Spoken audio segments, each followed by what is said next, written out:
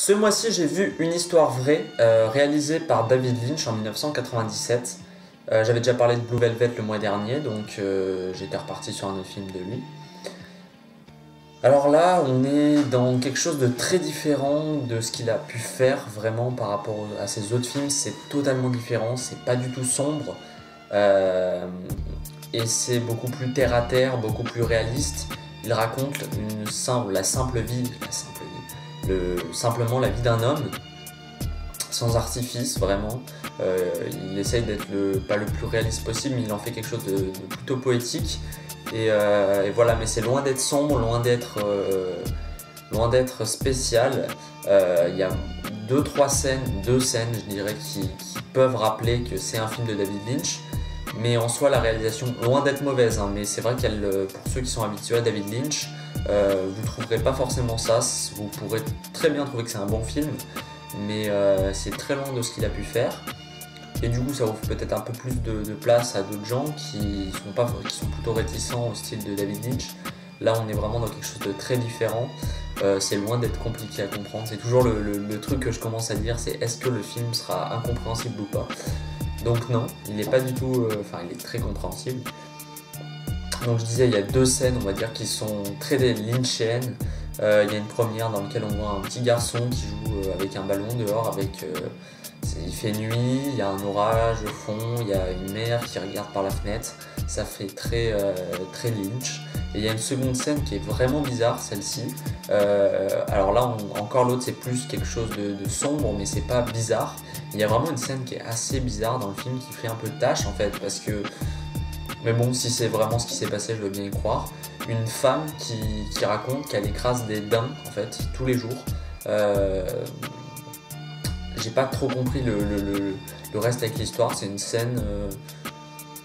J'ai pas compris s'il y a une symbolique derrière, j'ai pas trop compris le message, mais une femme qui raconte qu'en fait, elle, chaque jour, à chaque fois qu'elle prend sa voiture, elle écrase des daims. Donc voilà, j'ai pas trop compris. Après, voilà, l'histoire, pour vous dire vite, c'est un mec dont son frère, qui est très âgé, et dont son frère va mourir, et il décide de faire un trajet en tracteur de, je sais pas, il y a énormément de miles, 1000 miles peut-être, un truc comme ça, pour aller le rejoindre. Et donc voilà. L'histoire commence bien, elle est assez intéressante, on nous présente le personnage qui est plutôt attachant, avec un contexte, sa fille, ses amis, voilà. Et puis très vite, il y a des situations qui vont arriver. Il y a une première situation, il va rencontrer une personne, mais très vite on va oublier cette personne et ça va être juste, il va y avoir deux événements en fait, et sinon c'est tout le temps de la route. Il y a énormément de plans où on filme juste notre personnage sur un tracteur en train d'avancer, c'est un truc de malade. C'est vrai que ça manque de situations intéressantes. Il y a deux situations, ok, mais elles sont au final pas très intéressantes. La deuxième ça va, mais la première dans laquelle il rencontre une femme qui est enceinte, vous verrez dans le film, ça n'apportait pas grand chose au film. Peut-être il aurait fallu, peut-être que son existence est peut-être pas si intéressante que ça en fait pour en avoir fait un film, parce que c'est une histoire vraie comme le titre l'indique. En revanche, il y a l'acteur dont j'ai totalement oublié le nom, Richard Farnsworth, qui livre une très très belle interprétation. C'est son dernier film qu'il a fait juste avant de mourir, donc voilà, c'est... Quand on voit le propos du film, c'est intéressant. Intéressant, c'est... Voilà, on fait le petit parallèle. Et puis il y a la musique aussi qui est très très jolie, j'ai bien aimé, avec des plans d'étoiles. Là, ça fait un peu plus Lynch, mais voilà, c'est un film qui est bien, mais qui reste assez fade quand même, mais qui se laisse agréablement regarder. Ce mois-ci, j'ai vu, j'allais dire Pitch Black, j'ai vu Riddick, réalisé par David Bowie, donc le quatrième et dernier film de la saga Pitch Black, Richard Berry Dick. Pour ceux qui ne connaissent pas, c'est l'histoire d'un prisonnier, d'un des plus grands prisonniers. Là, il y a eu une toute autre histoire, mais en gros, dans Pitch Black, regardez Pitch Black parce qu'il est super ce film-là. Un bon film d'action qui se prend pas la tête, mais qui est très bon, je trouve, avec un très bon univers. Qui est un prisonnier et qui a la particularité de pouvoir voir dans le noir. Et il se trouve qu'ils arrivent sur une planète dans laquelle il fait nuit constamment. Et donc, il va essayer de se libérer. Donc ça, c'est Pitch Black.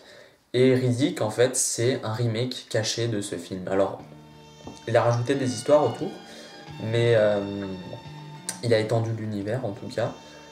Mais c'est un remake caché de Pitch Black, vraiment. Et ça, c'est déjà le premier gros problème, parce que t'as pas forcément envie de voir deux fois le même film. À la limite, Mad Max Fury Road, qui était un peu un remake du 2, j'ai trouvé. Pas beaucoup de gens l'ont dit, mais moi j'ai trouvé que c'était quand même très proche. Ou Star Wars 7, qui est un remake du 4. L'univers est assez intéressant pour refaire un remake caché. J'ai pris mon pied devant les deux films que j'ai cités. Mais en revanche, là, pour le coup, j'ai pas pris mon pied parce qu'il y a vraiment beaucoup de défauts. Déjà, on va commencer par l'intrigue. L'intrigue de Pitch Black était très minimaliste, finalement. Mais on s'en foutait de savoir ce qui s'était passé avant, pourquoi Riddick avait été en prison. Je sens pas que ce soit expliqué dans le film, je l'ai vu qu'une fois, mais voilà, l'intrigue était très minimaliste, ça se résumait aux personnages qu'on avait, et on n'avait pas un univers autour avec des planètes, d'où ils venaient, et voilà, tout ça. Là, ça a été fait, et très mal fait, avec une histoire de royaume. Apparemment, Riddick est devenu roi. Alors, j'ai loupé les 2 épisodes entre les deux, donc peut-être que c'est expliqué dans cela. Mais voilà, l'extension de l'univers a été très mal faite. Visuellement, c'est moche, mais c'est moche. C'est fait quasiment que sur fond vert, ce qui était justement la force du précédent, puisque c'était fait. Alors, il y avait quelques écrans pour faire les ciels souvent, mais les décors étaient palpables, ils étaient vrais, quoi, ça faisait pas faux. Ensuite, il y a les CGI, il y a des espèces de chiens qui sont. Et même des espèces de. Je pourrais pas décrire, mais voilà, des trucs faits en CGI qui sont très très moches, vraiment. Il y a des plans où il est sur un fond vert et on voit clairement les contours autour de lui. Non, franchement, visuellement c'est moche, et pourtant Pitch Black je le trouvais assez intéressant. Au niveau de l'intrigue, je disais, on a rajouté un univers, c'est pas intéressant, et quand on a fait le remake, pour pas que ça soit trop cramé, ils ont changé quand même pas mal l'intrigue intérieure. C'est un roi qui. Bon, bref, je vais pas m'étendre sur le synopsis parce qu'il est vraiment pas intéressant, mais qu'est-ce que je voulais dire? Ils ont totalement oublié le principe même de la saga, c'est-à-dire les pouvoirs de Riddick. Ce qui était intéressant dans le premier Pitch Black, c'était de voir les gens qui galéraient parce qu'ils sont incapables de voir dans le noir avec leur lampe torche, et puis Riddick qui justement peut se cacher dans le noir et les attaquer. Là, en fait, il y a une partie qui se passe dans le noir, mais je sais pas pourquoi on revient dans le jour. Alors, on n'est pas sur la même planète que dans Pitch Black, ça peut être expliqué, mais voilà quoi, c'est. Du coup, on perd tout l'intérêt du film. Les acteurs sont mauvais, de chez mauvais, ce sont des acteurs de série Z, série B. Voilà. Après, si j'avais deux points positifs pour ce film, c'est qu'on ne s'ennuie pas vraiment devant ce film. Je n'ai pas pris mon pied, donc j'étais pas vraiment à fond sans voir les heures passer. Mais je me suis pas ennuyé spécialement. J'étais pas toujours très attentif, mais je m'ennuyais pas. Et ça faisait plaisir quand même de retrouver l'univers de Riddick. Comme je vous dis, j'ai vu Pitch Black, mais franchement l'univers était sympa et j'avais bien aimé l'intrigue. Et puis visuellement j'avais bien aimé aussi, donc ça m'a fait un peu plaisir. Au début en tout cas, même si le début commence justement dans l'histoire de royaume, de cette espèce de royaume, là je sais pas trop quoi. Ça me faisait plaisir, même si je voyais que c'était assez mauvais, ça me faisait quand même plaisir. Et puis très vite, ça m'est très vite passé, je me suis rendu compte que l'histoire rajoutée autour était mauvaise, quoi. Donc voilà, regardez Pitch Black, ça vaut beaucoup plus le coup. On va attaquer maintenant le gros sujet du mois. Le film qui a le plus marché ce mois-ci, en tout cas qui a le plus fait parler de lui, j'ai jamais vu, si peut-être pour Star Wars quand même, il y avait pas mal de vidéos, mais là, il y avait vraiment pas mal de vidéos, j'ai vu énormément, même des youtubeurs qui parlent pas forcément de cinéma qui en ont parlé. Batman vs Superman, mais d'abord je vais parler de Man of Steel. Alors pour vous expliquer, j'ai vu Batman vs Superman sans jamais avoir vu Man of Steel, et je l'ai rattrapé après, 2-3 jours après. Donc je vais quand même parler d'abord de Man of Steel, même si je vais pas mal me référer à Batman vs Superman, et ensuite je parlerai de Batman vs Superman. Man of Steel, j'aime pas le personnage de Superman, mais j'ai été content de comprendre un peu la mythologie du personnage, qui est très intéressante. Qui est la partie, la partie que j'ai le plus aimé du film, en fait, c'est quand, avec tout le contexte autour de sa planète Krypton, et voilà, ça on l'avait pas dans Superman Returns. Il me semble pas qu'on l'avait dans Superman, le premier, il arrivait direct sur Terre, il me semble. Donc voilà, ça j'ai bien aimé. C'était pas non plus incroyable, j'ai trouvé ça sympa, mais sans plus. En revanche, la seconde partie du film est pas très intéressante, il n'y a pas de thématique très intéressante dans le film, il n'y en a même quasiment pas. Il y en a au début, il y a le fait... on s'intéresse beaucoup au fait que Superman aimerait être normal et se rend pas compte que c'est... Enfin, il a l'impression que ses pouvoirs... il n'a pas envie d'avoir ses pouvoirs, il aimerait être normal, comme un enfant normal, puisqu'il n'a pas connu sa planète. Donc ça va, mais ça va pas très loin, je trouve. Et comparé à Batman vs Superman, qui lui brassait pas mal de thématiques très intéressantes, j'ai beaucoup aimé. Donc là, vous savez déjà que j'ai beaucoup aimé Batman vs Superman. Voilà, visuellement, c'était très joli et le combat final est franchement cool. En tout cas, il est mieux que le combat final de Batman vs Superman. Il en jette quoi. Zack Snyder, il sait gérer le visuel et le design, enfin le visuel et les combats, les scènes d'action. Il sait très bien faire ça. Henry Cavill aussi en Superman est sympa. Je trouve que il marche très bien en Superman, mais il marche pas très bien en tant que Clark Kent. En revanche, dans Batman vs Superman, je l'ai trouvé très crédible, j'ai bien aimé dans les deux rôles. Mais je dois avouer que dans Man of Steel, j'ai pas trop aimé sa prestation en tant que Clark Kent, mais en Superman, il joue super bien. Enfin, il est parfait pour le rôle, quoi. Batman vs Superman, j'ai adoré ce film là et pourtant c'était pas très bien parti. J'ai bien aimé le début avec le visuel. Alors je sais que beaucoup de gens ont crié parce que ça fait quand même la 4e fois qu'on voit au cinéma l'explication de comment ses parents sont morts, pourquoi il est devenu l'homme chauve-souris et tout ça. Ça les gens n'ont pas trop aimé. Enfin moi ça va, j'ai trouvé que c'était visuellement différent de ce qu'on avait pu voir. Visuellement ça en jette quoi, le truc avec le pistolet sur le collier de perles, c'est super. J'aime bien l'enterrement, tout ça visuellement ça en jette quoi. Après j'avoue qu'il y a une première partie qui m'a pas mal ennuyé. Alors là c'était vraiment une volonté d'ancrer le récit dans quelque chose de très réel, de très... pas très réel mais très contemporain, notamment avec les attentats, les terroristes en tout cas. Ça c'est louable, mais je dois avouer que la première partie m'a assez ennuyé. On présentait un peu Lois Lane, que j'avais pas encore vu son personnage dans Man of Steel, donc c'était la première fois que je la voyais en fait, Amy Adams. Il y a toute une première partie qui est pas très intéressante, je dois l'avouer, même quand on a Lex Luthor avec la sénatrice, tout ça j'ai pas été très fan, j'ai trouvé ça assez long et j'ai pas pris mon pied, déjà je commençais à m'ennuyer et je pensais que le film allait vraiment être comme ça tout du long, donc là pour l'instant je le trouvais pas mauvais mais très moyen et je pensais que ça allait devenir très chiant et que ça allait mal finir. Et pourtant ça fait tout le contraire. À partir du moment où, je vais pas vous spoiler, mais Superman est jugé pour ses crimes, le film pète un câble et ça devient mais super bien. Cette scène là est super. Le combat entre Batman et Superman, beaucoup de gens ont dit qu'il était trop court.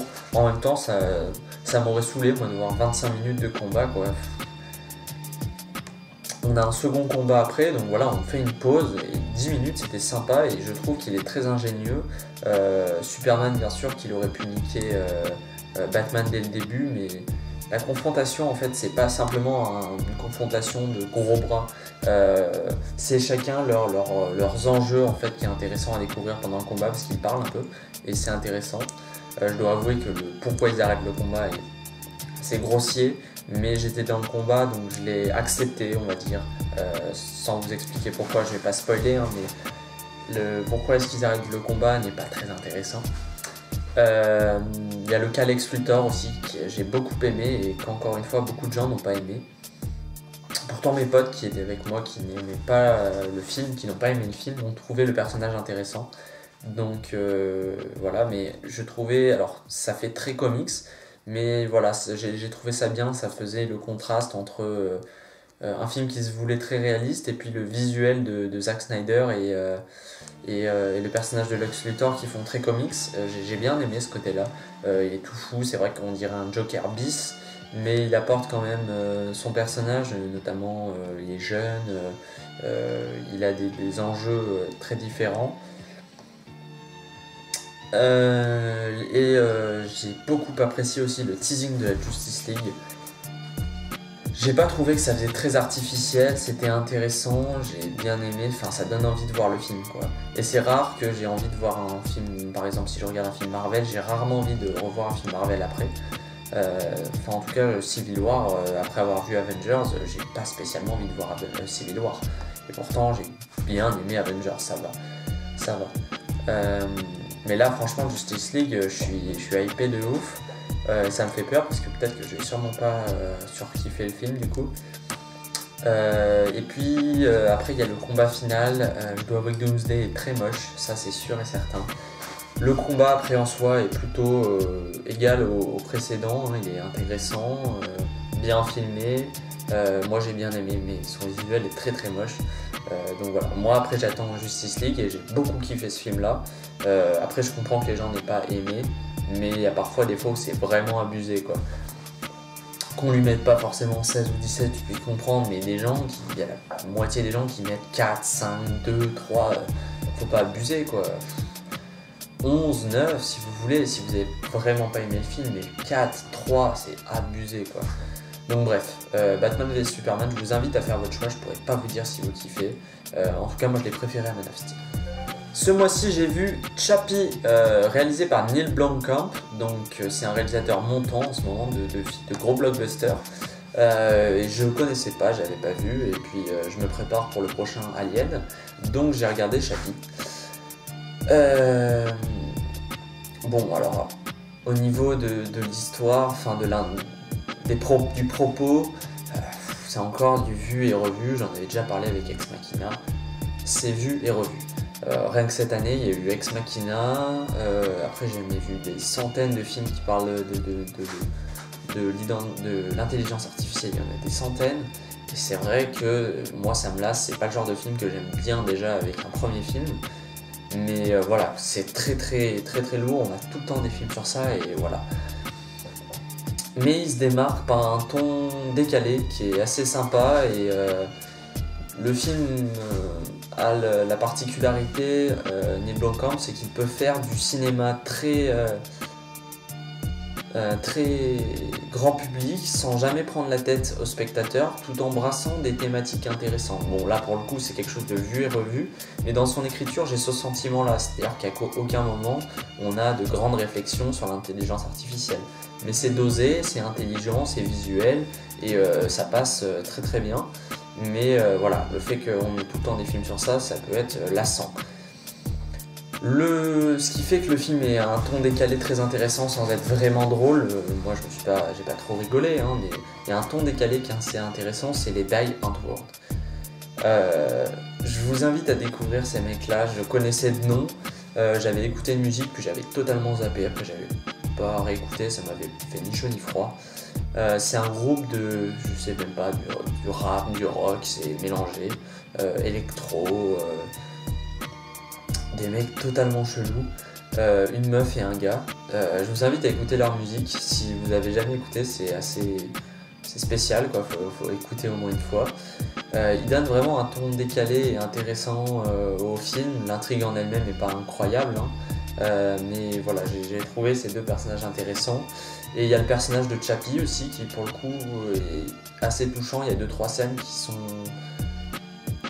Ouais, elles sont assez émouvantes, pas émouvantes mais elles touchent, et le personnage, déjà le fait que ce soit pas un personnage tout en 3 dimensions comme dans iRobot, ou voilà, que ce soit un personnage matériel, on a vraiment l'impression que je sais pas comment ils l'ont fait, si c'est des marionnettes, si c'est un vrai robot qui a été bougé, ça m'étonnerait parce qu'il a fait des mouvements assez complexes parfois. Je sais pas comment ils ont fait, mais et si je pense pas que ce soit un CGI quand même, parce que si c'est le cas, c'est vraiment bien foutu, ça m'étonnerait. Mais le fait qu'il soit palpable, ça donne plus d'émotion, on s'attache plus à lui que si ça avait été juste un bonhomme en 3 dimensions. J'ai eu beaucoup de mal avec Ex Machina sur le personnage, si le film était intéressant, hein, mais voilà. Alors par contre, il y a un personnage que j'ai pas du tout aimé, c'est le personnage de Hugh Jackman. Mais qu'est-ce qu'il est inintéressant ce personnage, il est cliché dès le début jusqu'à la fin. le gros méchant profiteur, c'est un peu du même niveau que dans Avatar, le mec qui veut détruire la planète pour ses ressources, quoi. Le gros bâtard de merde qui fout la merde, quoi, tout. Et il est pas du tout charismatique. Bon, déjà il a un mulet, donc ça, ok, on passe au-dessus, mais après il est cliché du début jusqu'à la fin, donc voilà. Le film est pas mauvais, mais non, ça, je me suis beaucoup trop lassé de ce genre de film, et puis voilà, bon, ça reste le ton décalé, ça reste amusant, mais ça reste pas du tout un must, quelque chose qu'il faut absolument avoir vu, quoi. Après, faites-vous votre propre avis. Ce mois-ci, j'ai vu Rock and Roller, réalisé par Guy Ritchie en 2005. 2005, ouais, si je ne me trompe pas. Ça va aller très très vite. C'est différent des Sherlock Holmes, pour ceux qui connaîtraient Guy Ritchie pour ça. Ça veut ressembler à Snatch ou Arnaque et Crime et Botanique. Arnaque, Crime et Botanique, qui sont deux très très bons films de Guy Ritchie. Mais celui-ci, c'est de l'auto-parodie, je trouve, vraiment. Le film est très mauvais et pourtant il utilise vraiment la même recette que dans Snatch ou Guy Ritchie. Dans Snatch ou Arnaque, Crime et Botanique. C'est-à-dire une histoire très emmêlée, très embrouillée, qui est pas intéressante et qui fait très... on a l'impression qu'il reprend un peu les mêmes personnages à chaque fois, bon ça c'est un autre point. L'intrigue est pas très intéressante, très embrouillée et parfois pas très compréhensible, j'ai eu beaucoup de mal au début. Et puis au final j'ai pas spécialement plus compris en fait, c'est vraiment très embrouillé et pourtant je pense que l'histoire est pas... C'est que j'ai eu du mal à chaque fois à me rappeler qui faisait quoi et parce qu'il y a trop de personnages en fait. Dans Snatch, Arnaque, Crime et Botanique c'était déjà ça, mais ils étaient assez reconnaissables et intéressants quoi, tout simplement les personnages là, c'est vraiment...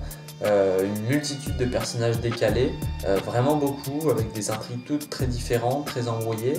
Il y a des personnages qui... En fait, on a l'impression qu'ils rajoutent des personnages pour faire comme dans ses précédents films, parce qu'il y en a qui sont pas intéressants. Idris Elba, par exemple, qui ne sert à rien dans le film, vraiment.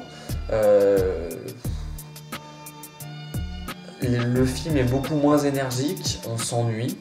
Et la mise en scène beaucoup moins originale, il fait vraiment pas de folie dans ce film-là. Ce qu'on aime bien avec Guy Ritchie, c'est qu'il y a toujours une scène un peu what the fuck. Pas what the fuck, mais pas académique, quoi. Au niveau du montage, principalement, il fait toujours des petites folies. Et là, ça n'a pas été le cas. Et pourtant, je m'attendais à un très bon film. Et j'ai été très déçu. Alors, j'ai pas été aussi déçu qu'avec Sherlock Holmes, même si Sherlock Holmes c'est mieux que Rock'n'Rolla. C'est que Sherlock Holmes, j'en attendais beaucoup en fait. Mais ça, moyen quoi. Et celui-là est mauvais quoi. Vraiment, il est mauvais. Arnaque, Crime et Botanique. Je vous conseille vraiment Arnaque, Crime et Botanique et Snatch plutôt. Mais celui-là, faut le Gérard Butler. J'aime pas trop cet acteur quoi. Donc non, pas celui-ci. Ce mois-ci, j'ai vu Mad Max 3, Au-delà du dôme du tonnerre. Le dernier qui me restait à voir, je les ai tous vus du coup. Et je me rends compte qu'il y en a deux que j'aime bien et puis deux que j'aime pas trop. Celui-là est pas très très bon. On a l'impression qu'en fait le film a été fait sur le succès de Mad Max 2. Mais on a beaucoup de mal à cerner les enjeux de Mad Max déjà, et ça c'est un très gros problème. On comprend pas vraiment ce qu'il fait. En fait, il subit le film plus que... Il n'est pas guidé, il n'est pas motivé par des motivations, des enjeux. Il n'a pas grand chose en fait. Il suit son parcours, mais il n'a pas d'enjeu. Alors après, on retrouve l'univers. La première partie nous montre l'univers de façon très intéressante. Il y a eu pas mal de choses qui ont été rajoutées. Il imagine des trucs super quoi. C'est différent de Star Wars, c'est différent de toute franchise, c'est Mad Max quoi. On a vraiment quelque chose de très original je trouve. J'aime beaucoup les véhicules aussi à la fin, c'est peut-être les meilleurs de la saga.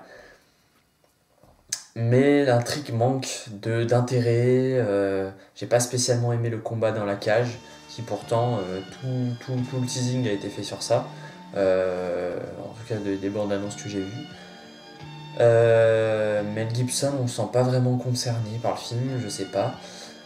Et j'ai pas vraiment aimé, j'ai pas trop compris. Au début, il vient juste dans une ville parce qu'il s'est fait voler son truc. Ensuite, il a un combat parce qu'on lui dit de faire un combat. Ensuite, il est exilé. Ensuite, il trouve des gens. Mais en fait, il subit tout le film et c'est ça le gros problème. Il n'y a aucun enjeu. Après, j'ai beaucoup aimé la scène finale, la scène de course-poursuite, qui a d'ailleurs inspiré Mad Max. Elle est beaucoup moins bien faite, il y a moins de moyens, ça c'est sûr et certain. Mais franchement, elle était cool cette scène-là, et ça relève le tout. Mais le film, ouais, il est bon pour son univers et pour cette scène d'action. Mais sinon, c'est long, c'est assez chiant. Donc, je reste sur une plutôt mauvaise note. Mad Max 2 et Mad Max Fury Road, pour moi, sont de super bons films, mais celui-là, pas trop. Ce mois-ci, j'ai vu Les Simpsons, le film, donc je ne me souviens pas le réalisateur. Je sais qu'il a réalisé des épisodes pour la série, mais je ne sais plus son nom. Je sais pas si j'en ai déjà parlé, mais je suis un assez grand fan des Simpsons. C'est la série que je pourrais toujours regarder si j'ai. Bon, je la suis pas chaque épisode, mais voilà, ça fait toujours plaisir de regarder les Simpsons. Il faut avouer que c'est quand même une des meilleures séries comiques. Je pense que c'est la meilleure série comique qui existe au monde.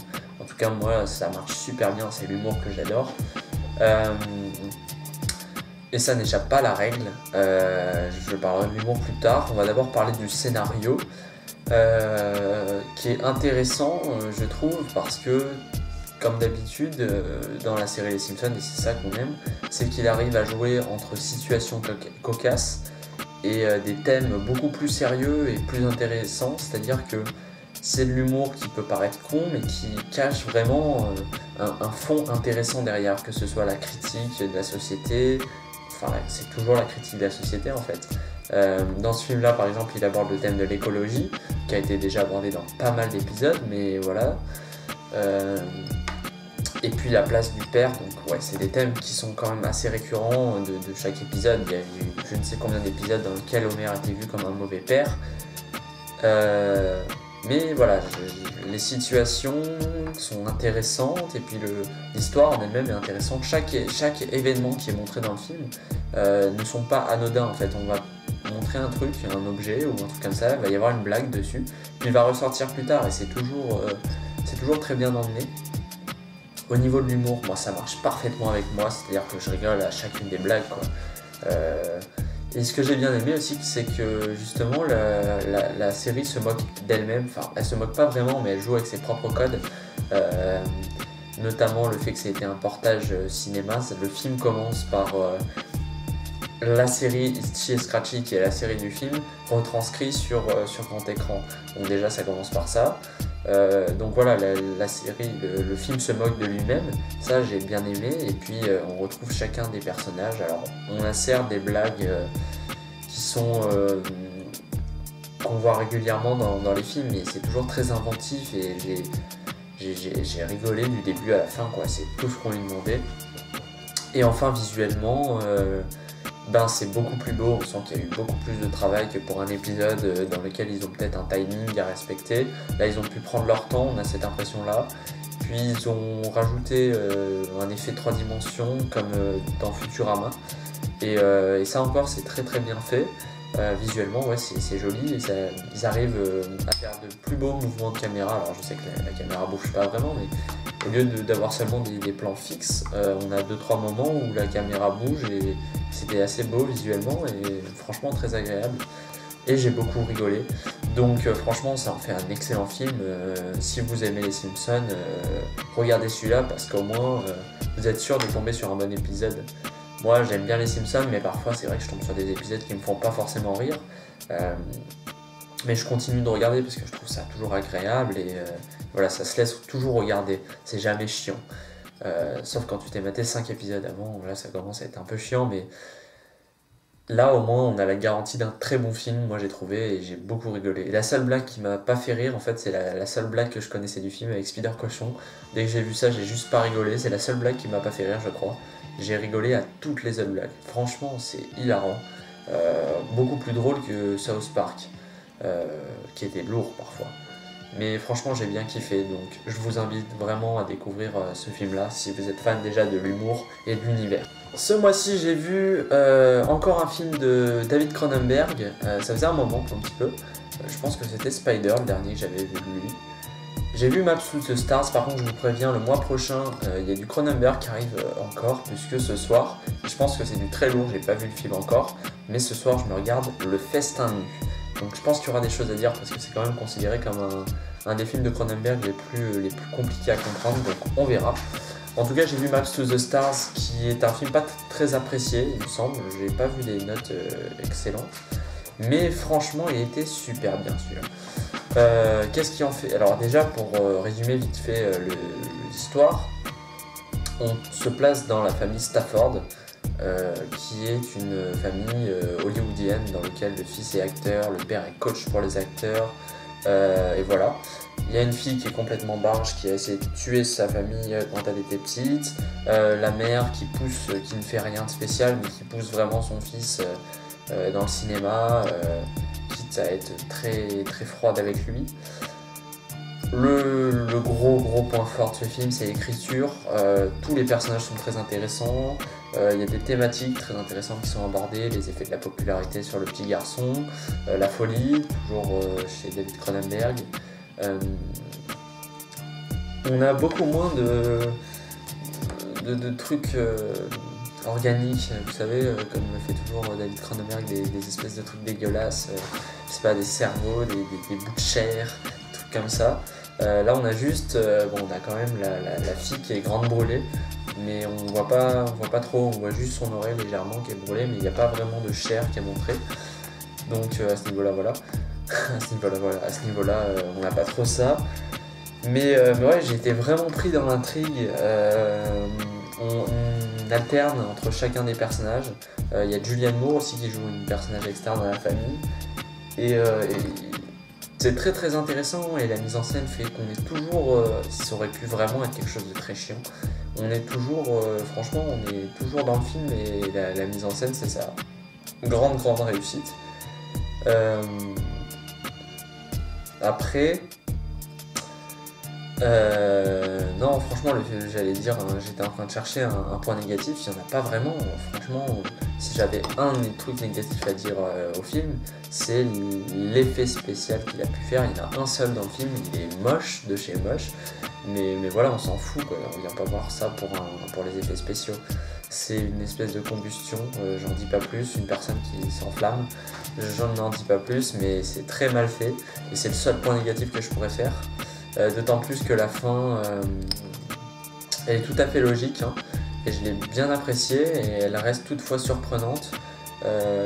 Moi je m'attendais pas spécialement à ça, mais franchement ce film, c'est du Cronenberg, c'est quand même assez spécial. C'est l'écriture de Cronenberg, quoi. Faut aimer.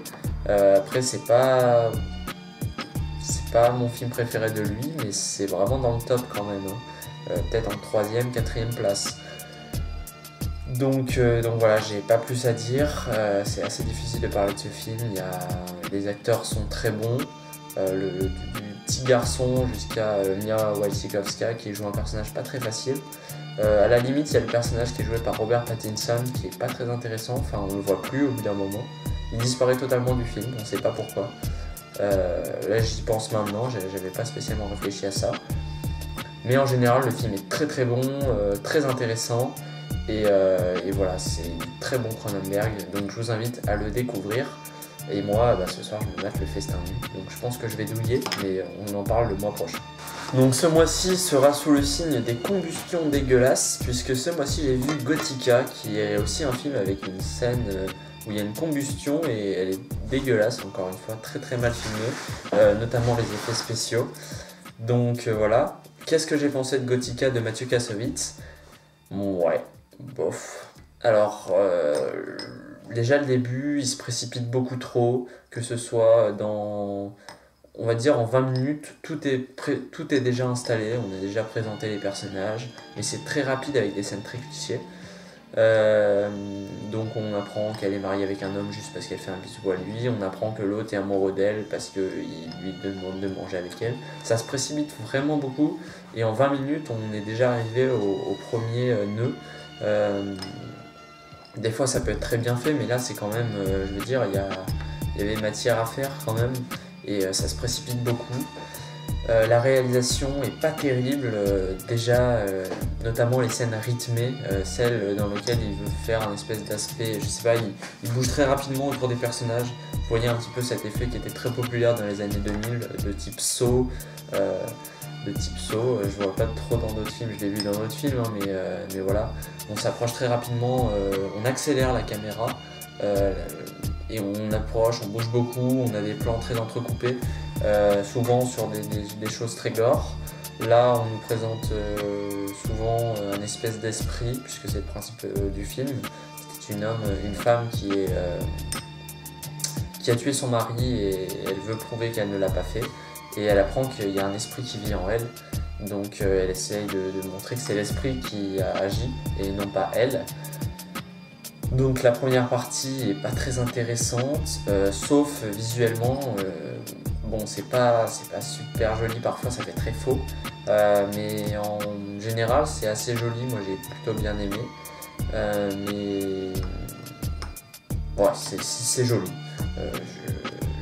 À part que quelques fois ça fait un peu faux comme je l'ai dit, mais c'est très joli et on peut pas lui reprocher ça en tout cas.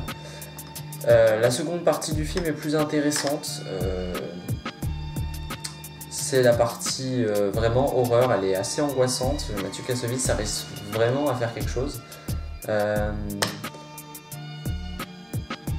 femme est principalement, en fait, cette seconde partie est centrée sur elle qui est poursuivie par deux policiers. Et donc elle essaye de se cacher, tenter de s'enfuir, et puis ensuite il y a la scène où elle découvre un petit peu tout ce qui s'est passé, tout ce qui s'est tramé. Cette partie-là du film est très angoissante, bien filmée, visuellement il joue avec la caméra et c'est joli et à la fois intéressant. Mais malheureusement cette seconde partie est très vite coupée par le moment où il faut annoncer le twist. C'est ça le problème que j'ai avec les films d'horreur, c'est qu'il faut forcément qu'il y ait un twist à la fin en fait. Notamment les films français, j'avais parlé d'Haute Tension le mois dernier, et ces twists sont toujours assez mauvais. C'est pas facile, je pense, de faire un film à la Sixième Sens, à la Fight Club. C'est sûr que c'est toujours des films qui plaisent énormément parce que quand on aime être surpris. Mais c'est très dur à faire aussi, et là pour le coup c'est très très prévisible, alors c'est très dommage. Et comme je vous l'ai dit, il y a la scène de fin avec cette espèce de combustion, non j'ai pas aimé le délire. Il y a aussi le problème du personnage de Penelope Cruz, on ne sait pas à quoi elle sert, on nous la présente, on pense qu'elle a un intérêt dans le film, puis au final non, pas vraiment. Le personnage de Robert Downey Jr. aussi qui est pas terrible, j'ai pas trop aimé son jeu d'acteur dans ce film là. J'aime pas trop le jeu d'acteur de Robert Downey Jr. Tout court, mais là pour le coup c'était pas super. Donc Gothica, c'était pas un très bon film. Ça restait sympa dans sa seconde partie. J'aimais bien l'utilisation des caméras grand angle, ça j'ai bien aimé, j'ai trouvé ça très intéressant. Mais voilà. Alberi en revanche elle est assez jolie et elle joue plutôt bien. Donc, mais le film est loin d'être mauvais, mais il est loin d'être bon, il aurait pu être bien mieux. En fait, le gros problème c'est le scénario. C'est pas Kassovitz qui l'a écrit, mais sa mise en scène vient relever le tout. Mais voilà. Donc voilà, c'est déjà fini pour cette troisième et dernière partie de mes rétrospectives du mois de mars. On se retrouvera le mois prochain pour la suite. Et puis en attendant, je vous dis ciao.